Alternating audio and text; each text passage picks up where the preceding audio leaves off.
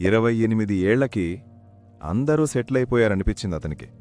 జాబుంది, ఇల్లుంది, కారుంది, అన్నీ వాళ్లకున్నాయి. అతనికి మాత్రం డౌట్స్ మాత్రమే.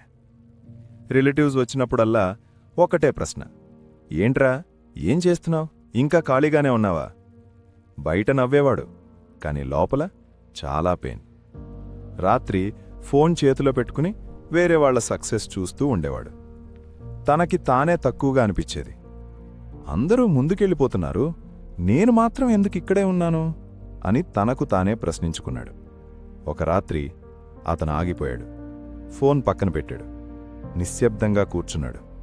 తనకి తనే అడిగాడు, ఇతరుల లైఫ్ చూసి నా లైఫ్ని జడ్జ్ చేసుకోవడం ఎప్పటికాపుతాను అని.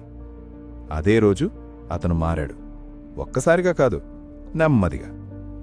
ప్రతిరోజు తన మీదే, తన గోల్స్ మీదే ఫోకస్ పెట్టాడు.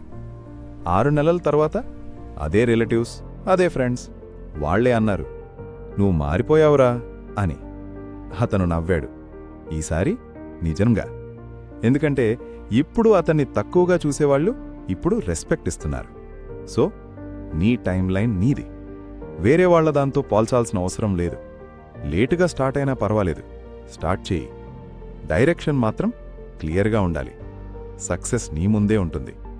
సపోర్ట్ కావాలి అంటే ఫాలో చేయి.